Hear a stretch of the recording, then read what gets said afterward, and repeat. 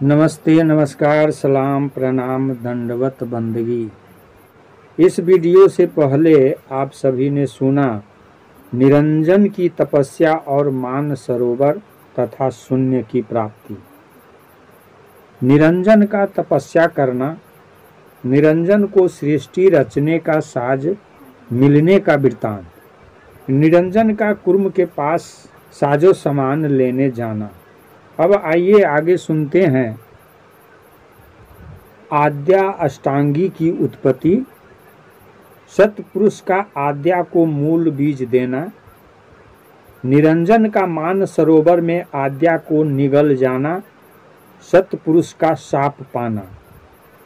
इससे पहले आप सभी से अर्जी, निवेदन, विनती, प्रार्थना है, लाइक कर देंगे, सब्सक्राइब कर देंगे, शेयर कर देंगे। साहेब बंदगी, साहेब बंदगी, साहेब। उस समय सतपुरुष ने इच्छा व्यक्त की। उनकी उस इच्छा से अष्टांगी नाम की कन्या उत्पन्न हुई। वह कन्या 8 भुजाओं की होकर आई और वह सतपुरुष के बाएं अंग की ओर जाकर खड़ी हो गई। उस अष्टांगी कन्या ने माथा झुकाकर प्रणाम करके कहा कि हे सतपुरुष, मुझे क्या आज्ञा है? सतपुरुष का आद्या को मूल बीज देना। जब सतपुरुष ने अपने वचन प्रकट करके कहा कि हे पुत्री, तुम निरंजन के पास जाओ, मैं तुम्हें जो वस्तु देता हूँ उसे संभाल लो, उससे तुम निरंजन से मिलकर सृष्टि रूपी फुलवारी की रचना करो। सतगुरु कबीर साहब धर्मदास को बताते हैं कि फिर सतपुरुष ने अष्टांगी नामक कन्या को जीव बीज दिया। जीव का नाम सोहंग है, जीव ही सोहंग है, दूसरा नहीं, और वही जीव सतपुरुष का अंश है। फिर सतपुरुष ने 3 शक्तियों को उत्पन्न किया। उन्हें चेतन, उल्लंघनी और अभ्या नाम से जानो। जब सतपुरुष निरंजन की सेवा भक्ति के वश हुए, तब उन्होंने निरंजन के लिए अष्टांगी को दिया। उन्होंने अष्टांगी को निरंजन के पास मानसरोवर द्वीप जाने को कहा और कहा कि निरंजन को पहचान कर यह जीव बीज दे दो। वह जो अष्टांगी कन्या थी, रूप और शोभा से बहुत ही सुंदर बनी थी। सतपुरुष ने कहा कि कन्या, तुम मान सरोवर जाओ और अत्यधिक सृष्टि की रचना करो। सतपुरुष ने 84 लाख जीवों का मूल बीज अष्टांगी को साथ देकर भेजा और उससे कहा कि जाओ सजीव सृष्टि की रचना करो। तब अष्टांगी कन्या उन्हें सिर झुकाकर निरंजन के पास चल दी। यह सब जीव बीज उस आदि कुमारी अष्टांगी को दिया और वह नारी मान सरोवर चली गई। उसी क्षण सतपुरुष ने सहज को पुकारा तो सहज दौड़ते हुए सतपुरुष के पास आए। सतपुरुष ने कहा कि हे सहज, तुम निरंजन के पास जाकर उससे कहो कि सतपुरुष से तुम जो वस्तु चाहते थे वह तुम्हें दे दी है। जीव बीज तुम्हारे पास भिजवा दिया है। अब जैसे तुम्हारे मन को अच्छी लगे वैसी सुंदर सृष्टि की रचना करो। मान सरोवर में जाकर रहो, वहीं से ही सृष्टि का आरंभ होना है। सतपुरुष की आज्ञा मानकर सहज तब वहां आए जहां पर साहसी निरंजन खड़े हुए थे। जैसे ही उन्होंने सतपुरुष के सुंदर वचन कहे, तब ही निरंजन ने सिर झुका लिया, प्रणाम किया। निरंजन का मान सरोवर में आद्या को पाकर मोह बस उसे निगल जाना और सतपुरुष का शाप पाना। सहज से सतपुरुष के वचन सुनकर निरंजन उसी समय अहंकार से भर उठा और फिर निश्चिंत होकर मानसरोवर में जाकर विराजमान हो गया। जब वहां पर सुंदर कामनी अष्टांगी को आते हुए देखा तब निरंजन का मन प्रसन्नता से भर गया। अष्टांगी कामनी की सौंदर्य कला को देखकर निरंजन मुग्ध हो गए। उसकी सुंदरता की कला का अंत नहीं था, वह अनंत थी। निरंजन मन मुग्ध होकर उस अनुपम सौंदर्य को देखता रहा। अष्टांगी के अंग अंग और संपूर्ण शरीर असीम सुंदरता को देख देख कर निरंजन व्याकुल हो गया। सतपुरुष कबीर साहब कहते हैं कि हे धर्मदास, काल निरंजन का क्रूर स्वभाव सुनो। वह अष्टांगी कन्या को ही निगल गया। जब अन्यायी काल निरंजन अष्टांगी कन्या का आहार करने लगा तब उसके प्रति उस अष्टांगी कन्या के मन में बहुत आश्चर्य हुआ। जब वह निगल रहा था उसी क्षण अष्टांगी कन्या ने सतपुरुष को पुकारा कि काल निरंजन ने मुझे अपना आहार बना लिया है। अष्टांगी कन्या की पुकार सुनकर तब ही सतपुरुष के मन में उसके प्रति दया भर आई और यह सोचा कि काल निरंजन तो बहुत कठोर अन्यायी है। इस कन्या की तरह निरंजन से पीड़ित होकर पहले भी कुर्म ने विधि पूर्वक सतपुरुष का ध्यान किया था। काल निरंजन ने मुझ पर बलपूर्वक अधिकार कर लिया है और उसने मेरे 3 शीश खा लिए हैं। हे सतपुरुष, आप मेरे दुख को समझते हुए मुझ पर दया कीजिए। सतपुरुष कबीर साहब धर्मदास से कहते हैं कि काल निरंजन का ऐसा क्रूर चरित्र अच्छी प्रकार से जानकर सतपुरुष ने उसे जो शाप दिया मैं उसका वर्णन करके कहता हूँ। सतपुरुष ने काल निरंजन को यह शाप दिया कि यह प्रतिदिन 1 लाख जीव खाएगा और 1.25 लाख विस्तार उत्पन्न करेगा। फिर सतपुरुष ने उस समय यह विचार किया कि किसी प्रकार वह काल निरंजन को मिटा डाले, क्योंकि यह काल निरंजन बहुत ही कठोर एवं भयंकर है।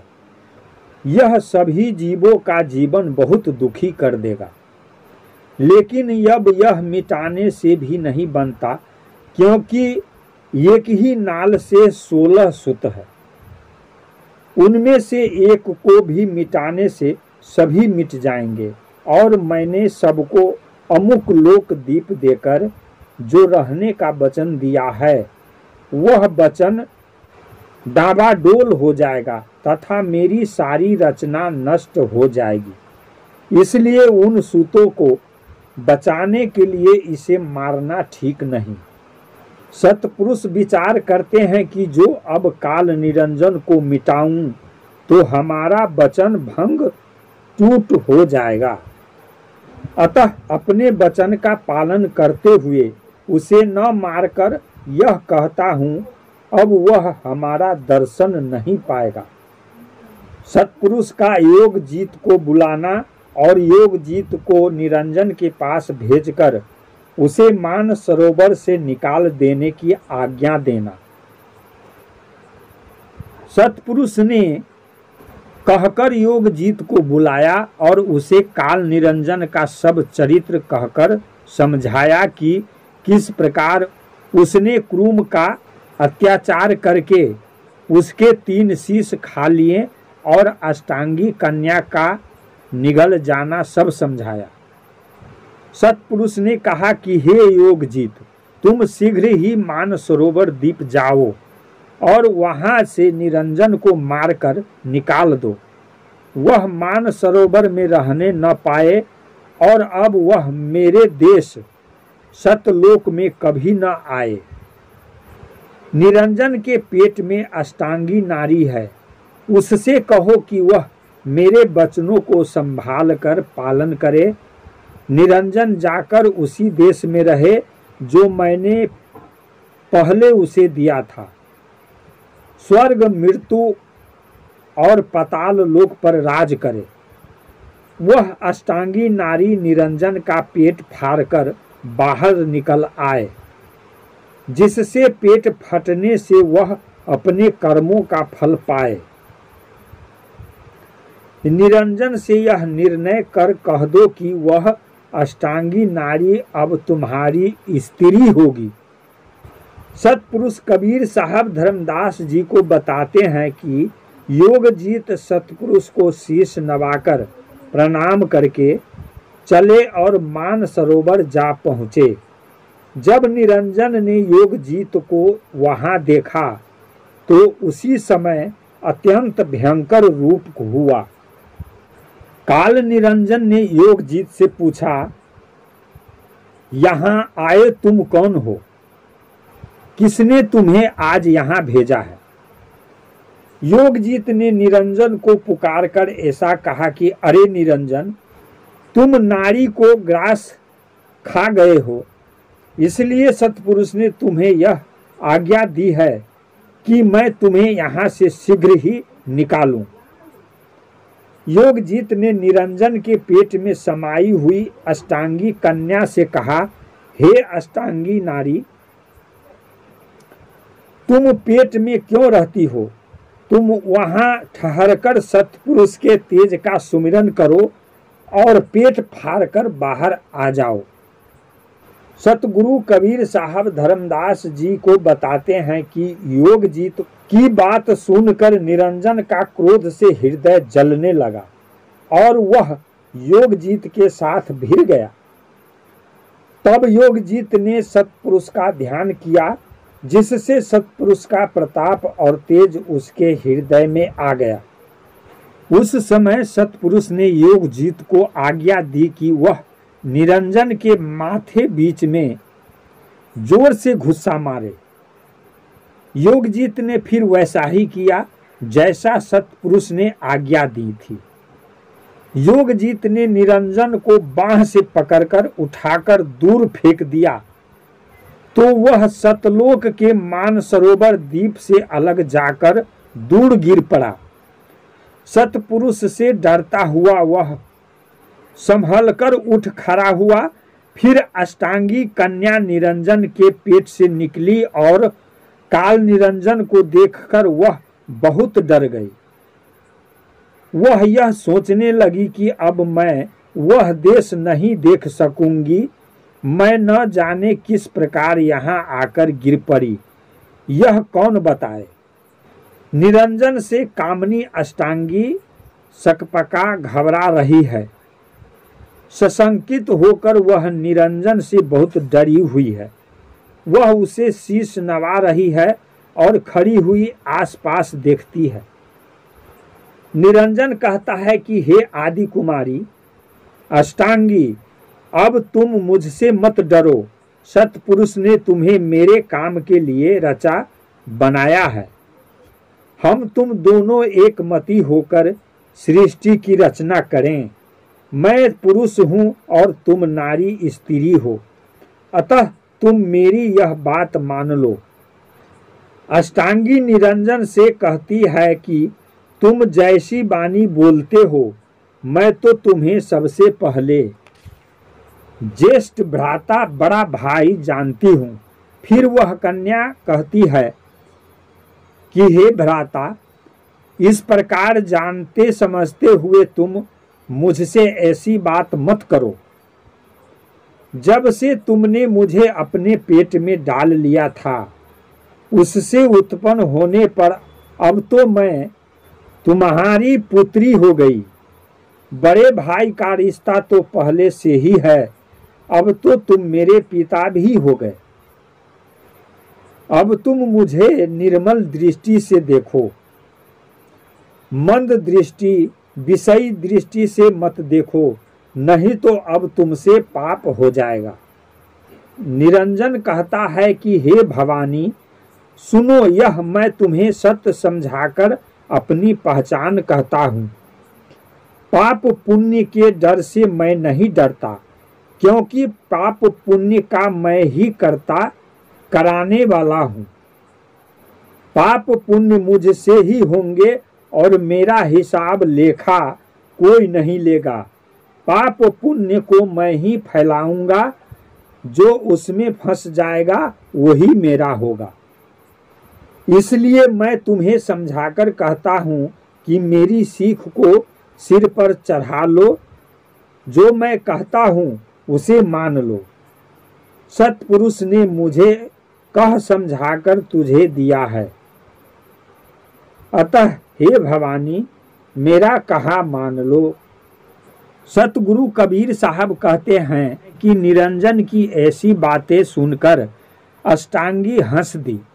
दोनों एक मती होकर एक दूसरे के रंग में रंग गए। अष्टांगी मीठी बानी से रहस्यमय वचन बोली और नीच बुद्धि उस स्त्री ने विषय भोग की इच्छा प्रकट की। उसके रति विषय के रहस्यमय वचन सुनकर निरंजन प्रसन्न हुआ और उसके मन में विषय भोग करने की इच्छा जाग उठी। दोनों निरंजन और अष्टांगी परस्पर क्रिया में लग गए। तब कहीं चैतन्य सृष्टि का विशेष प्रारंभ हुआ था।